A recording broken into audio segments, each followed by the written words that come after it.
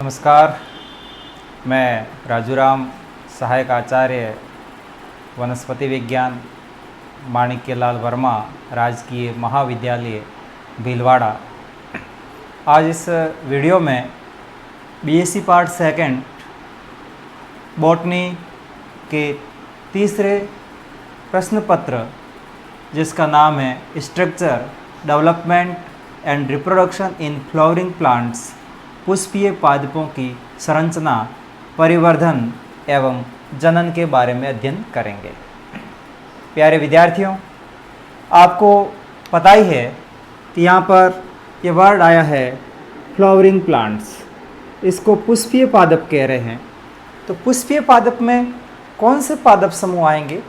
तो इसमें आप ध्यान रखना कि पुष्पीय पादपों में नंबर 1 जिम्नोस्पर्म्स, इसको अनावृत बीजी कहते हैं, और दूसरा इसमें एंजियोस्पर्म्स, इसको आवर्त बीजी कहते हैं। ये दोनों फ्लावरिंग प्लांट्स में या पुष्पीय पादपों में सम्मिलित है। तो इस प्रश्न पत्र का सबसे पहला टॉपिक है वह है basic body plan of flowering plants. पुष्पीय पादपों की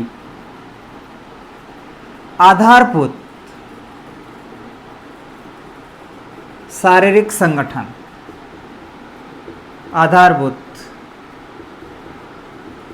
शारीरिक संरचना कह दो, इस टॉपिक का अध्ययन करेंगे। यानी आवर्तबीजी पादपों में सामान्य शारीरिक संगठन किस प्रकार का होता है। तो यहां जिम्नोस्पर्म का डिस्कस नहीं कर रहे हैं, यहां पर केवल एंजियोस्पर्म्स या आवर्तबीजी पादपों का अध्ययन कर रहे हैं। और आपको पता है आवर्तबीजी पादपों में नंबर 1 डाइकोट यानी द्विबीजपत्री, और नंबर 2 मोनोकोट या एक बीजपत्री पादप सम्मिलित है। तो इनकी बेसिक बॉडी स्ट्रक्चर या बेसिक बॉडी प्लान क्या होता है, उसका अध्ययन करेंगे।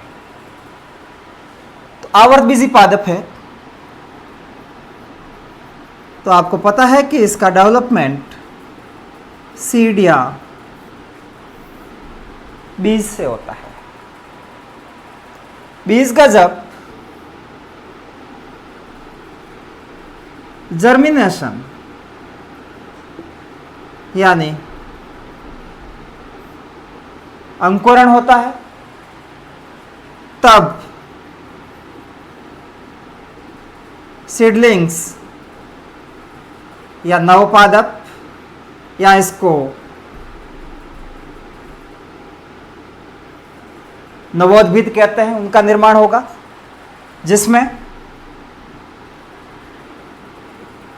ग्रोथ एंड डेवलपमेंट होगा। ग्रोथ का मतलब वृद्धि और विकास, या परिवर्धन, जिसके परिणाम स्वरूप एक यंग प्लांट का निर्माण होगा, एक यंग पादप बनेगा, जो आगे और मैच्योर होकर के ओल्ड एज का पादप बनाएगा। तो सबसे पहले जो ये बीज है, ये एक राइपेंड ओव्यूल है, ये एक परिपक्व बीजांड है, जिसमें पादप का मिनिएचर या पादप का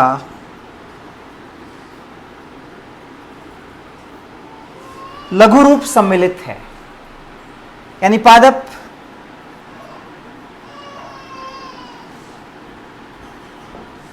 एम्ब्रियोनिक या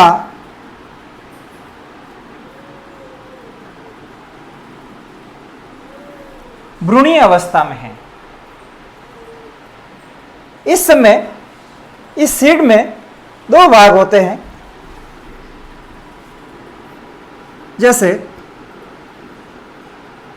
एक तो सीड कोट या बीजावरण और दूसरा पोर्शन इसमें एम्ब्रियो या भ्रूण होगा। और इस भ्रूण में कोटिलिडन्स यानी बीजपत्र, फिर इसके बाद इसमें एम्ब्रियोनल एक्सिस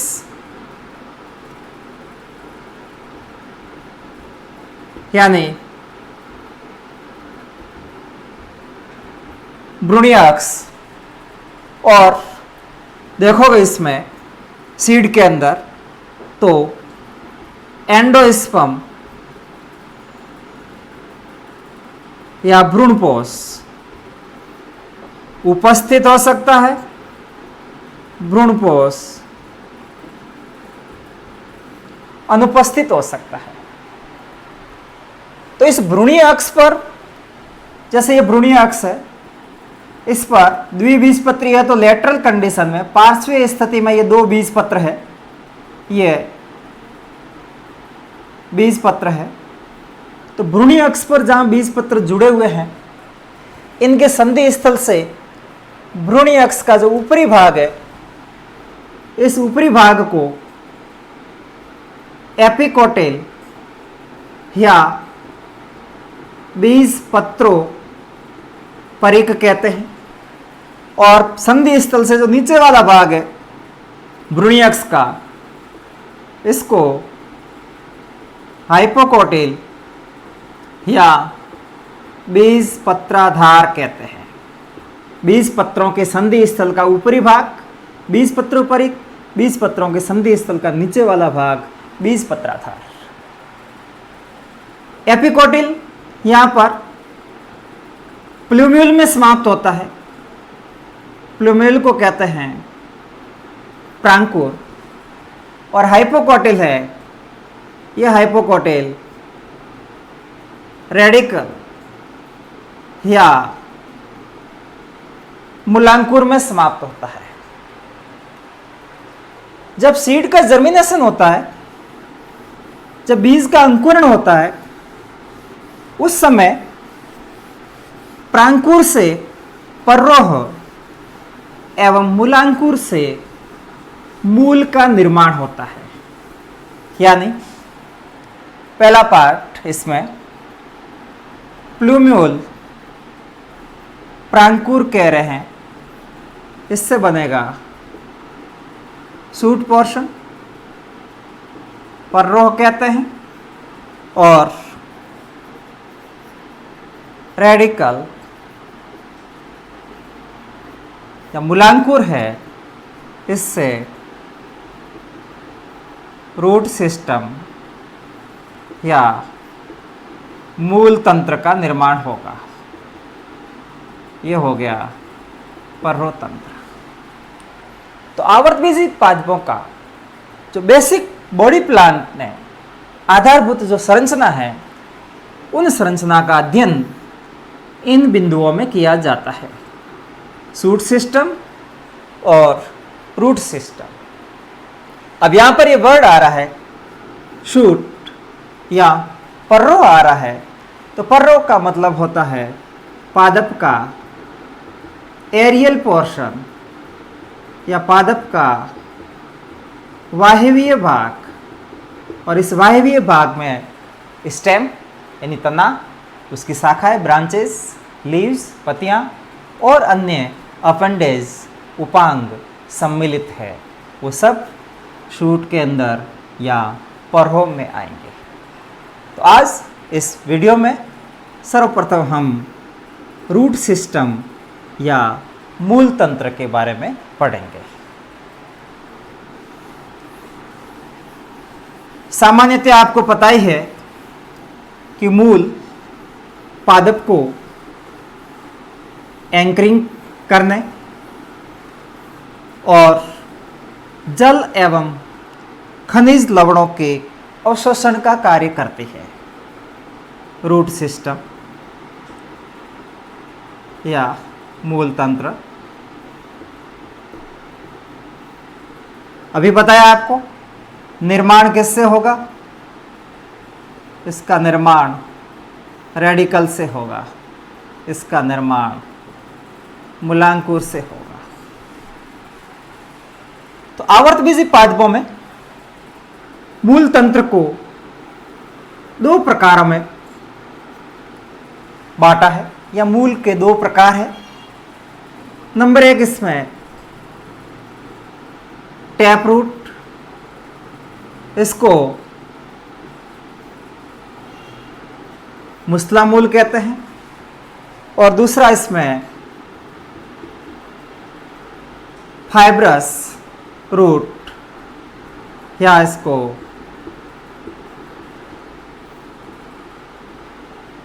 झगड़ा मूल कहते हैं। अब टैप रूट क्या है, फाइब्रस रूट क्या है? तो ये जैसे ये पोर्शन मूलांकुर का है, अगर इस मूलांकुर से ये रूट निकली, इसको प्राइमरी रूट कहते हैं, प्राथमिक मूल। ये मेन रूट है। तो मूलांकुर से एक मुख्य जड़ का निर्माण होगा, एक मुख्य मूल का निर्माण होगा, और इस प्राइमरी रूट से बाद में लैटरल रूट्स या पार्श्वीय मूल का निर्माण होगा। पार्श्वीय मूल में जैसे यहां से इससे ये शाखा निकल गई, तो प्राथमिक मूल से ये शाखाएं निकल रही है, इनको सेकेंडरी रूट कहेंगे, इनको द्वितीयक मूल कहेंगे। अगर इनसे और शाखाएं निकल रही है आगे, तो ये टर्शियरी रूट या इनको तृतीयक मूल कहेंगे। मूलांकुर से केवल एक ही मूल निकलती है, प्राथमिक मूल, बाकी पार्श्वीय मूल होती है। तो इस प्रकार के मूल तंत्र को टैप रूट सिस्टम या मुस्ला मूल तंत्र कहते हैं। दूसरा, फाइब्रस रूट या जकड़ा मूल।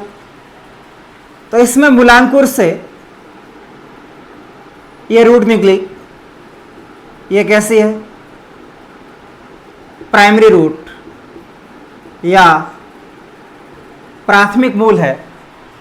ये प्राथमिक मूल है, वो शॉर्ट लिव्ड होती है, ये अल्प जीवित होती है, जो शीघ्र ही नष्ट हो जाती है।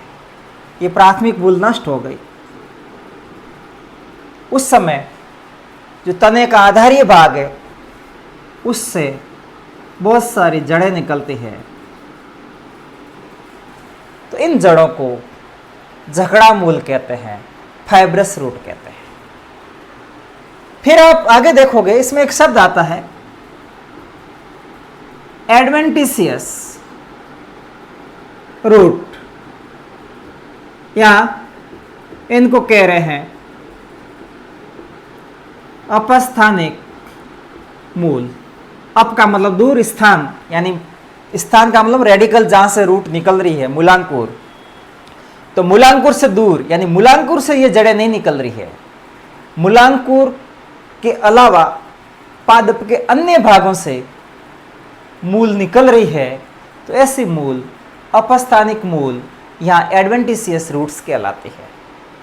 जैसे बरगद में देखी होगी शाखाओं से निकल रही है, ब्रायोफिल्म के अंदर आप देखोगे तो लीफ मार्जिन पर कलिकाएं होती है, उन कलिकाओं के अंकुरण से वह रूट निकलती है। तो वो सब एडवेंटिशियस रूट्स में या अपस्थानिक मूल में आएगी। तो ये दोनों इसके प्रकार हो गए। अब आप इस मूल के सामान्य लक्षण ध्यान रखने हैं संक्षेप में। आपको कभी पूछ ले तो आप उसमें 3-4 बातें बता देना। तो आपको पता है कि सामान्यतः जड़ें जमीन में जा रही है, यानी गुरुत्वाकर्षण बल की दिशा में वृद्धि कर रही है, और वो मूल प्रकाश से दूर जाती है। तो पहले 2 लक्षण ये आ गए कि मूल है वो पॉजिटिवली जियोट्रॉपिक होती है। हिंदी में इसको कहेंगे धनात्मक गुरुत्वानुवर्ती, गुरुत्वाकर्षण बल की दिशा में वृद्धि करते हैं। परंतु यहां ध्यान रखना, नंबर 1 कोरोलॉइड रूट, प्रवलाभ मूल कहते हैं जिसको, किसमें? साइकस के अंदर है। नंबर 2 जो मैंग्रोव प्लांट है, उन मैंग्रोव में न्यूमेटोफोर्स या श्वसन मूल होती है, ये नेगेटिवली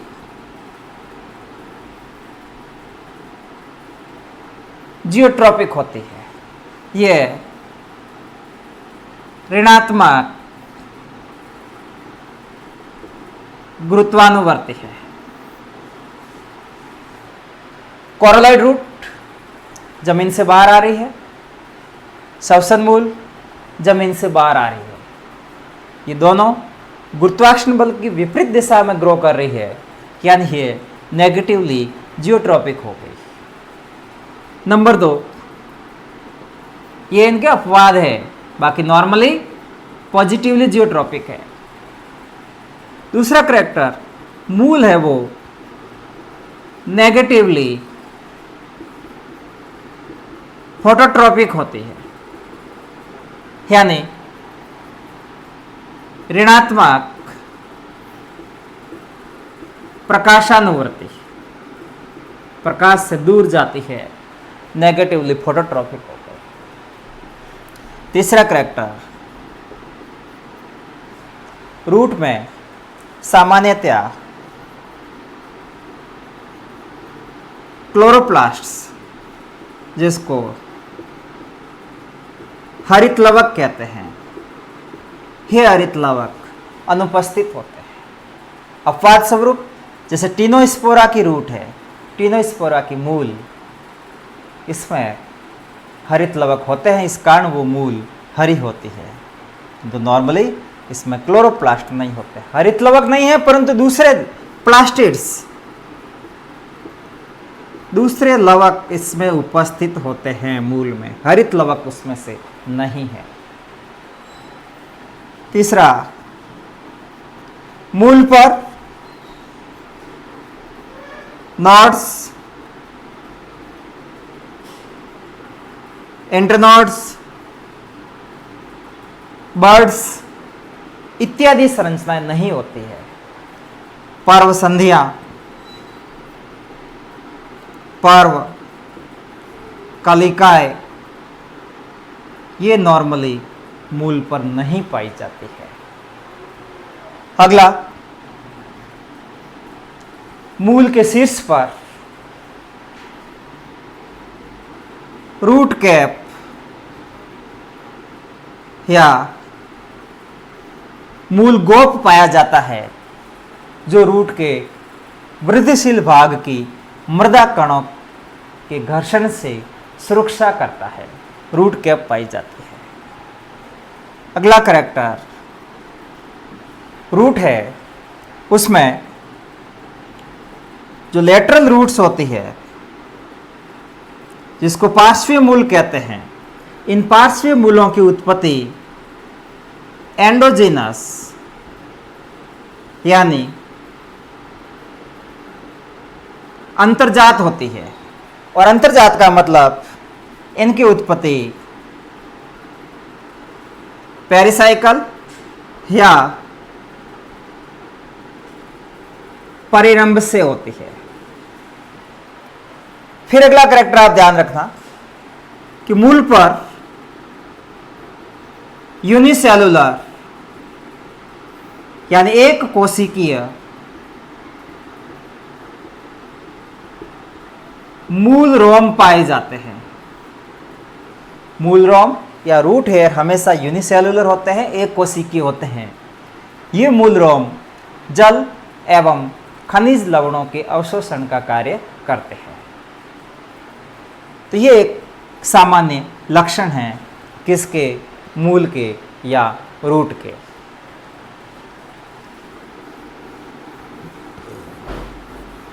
अगर आप रूट के भागों के बारे में देखेंगे तो रूट में सामान्यतया 4 भाग होते हैं। तो रूट के पार्ट्स या भाग, एक सामान्य हाइपोथेटिकल में डायग्राम बना रहा हूं।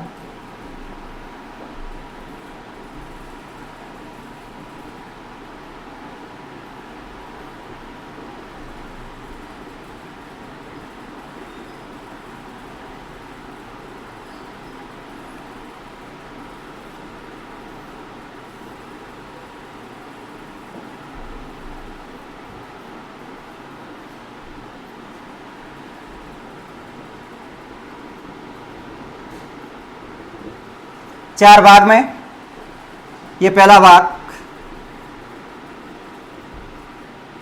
रूट कैप या मूल गोप हो गया। ये दूसरा भाग, इसको आरएम रूट एपिकल मेरिस्टेम कहते हैं। मूल शीर्षस्थ विभज्योतक, ये पोर्शन यहां से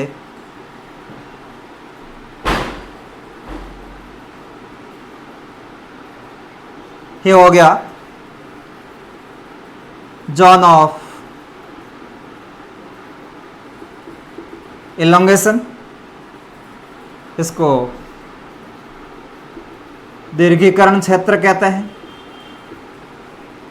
और ये वाला भाग ये जोन ऑफ मैच्योरेशन या परिपक्वन क्षेत्र कहलाता है। और इस क्षेत्र में ये यूनिसेलुलर रूट हेयर या मूल रोम होते हैं। तो 4 भाग में सबसे पहला भाग रूट कैप या मूल गोप, जो मूल के शीर्ष पर पाई जाने वाली एक सुरक्षात्मक या रक्षात्मक कैप है। और इसका निर्माण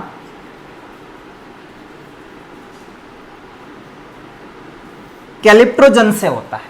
कई बार प्रश्न पूछा जाता है रूट कैप का निर्माण किससे होता है, तो रूट कैप कैलिप्ट्रोजन से निर्मित होती है। ये क्या करेगी कि मूल मृदा में ग्रो करती है, वृद्धि करती है।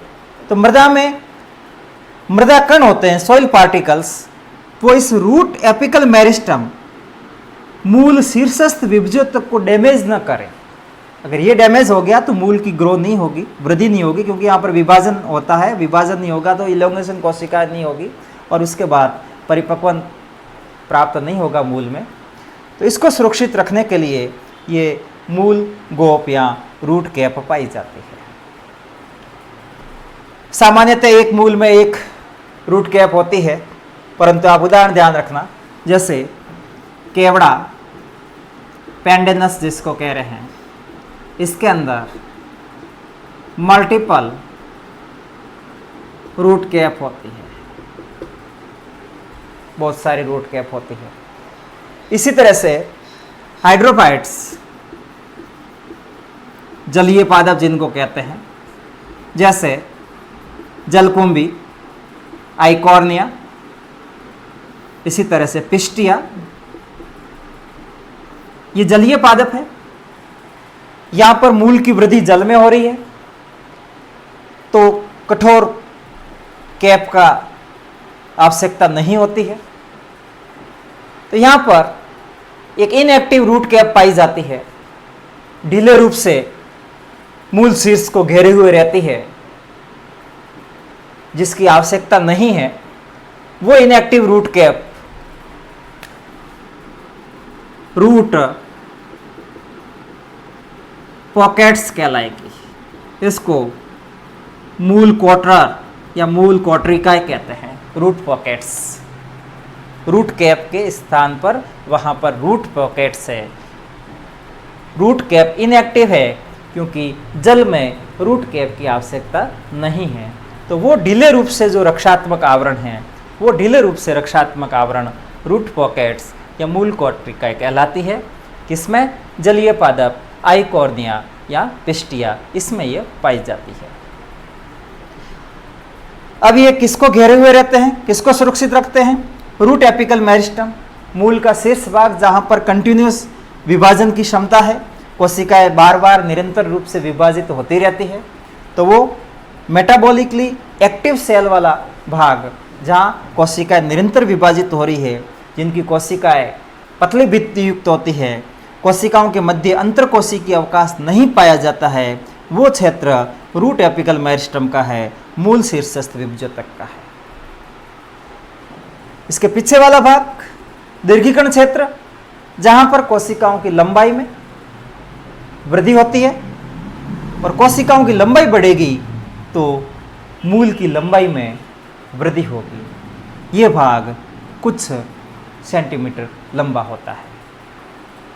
इसके बाद अंतिम क्षेत्र परिपक्वन क्षेत्र है, जहाँ पर कोशिकाएं अपने अंतिम आकार को प्राप्त कर लेती है। यहाँ की कोशिकाएं पूर्ण रूप से अपने कार्यों का निर्धारण कर लेती है, यानी यहाँ पर ग्रोथ और डेवलपमेंट उनका कंप्लीट हो गया है। ये कोशिकाएं अब इस परिपक्वन क्षेत्र का निर्माण करती है और इस परिपक्वन क्षेत्र में ही एक कोशिकीय मूल रोम पाए जाते हैं। ये भी प्रश्न कई बार पूछा जाता है कि मूल के किस भाग में मूल रोम होते हैं, तो वो भाग कौन सा है? परिपक्वन क्षेत्र है जिसमें मूल रोम है। और ये मूल रोम मृदा से जल एवं खनिज लवणों के अवशोषण का कार्य करते हैं। तो ये सामान्यतया एक मूल के भागों के बारे में बताया गया है। तो पहले बताया था आपको कि सामान्य संरचना आवर्तबीजी पादपों की बेसिक बॉडी प्लान का दो शीर्षकों में अध्ययन करते हैं। पहला रूट सिस्टम, दूसरा शूट सिस्टम। तो आज इस वीडियो में मूल सिस्टम के बारे में पढ़ा है। नेक्स्ट वीडियो उसमें हम शूट सिस्टम के बारे में पढ़ेंगे। धन्यवाद।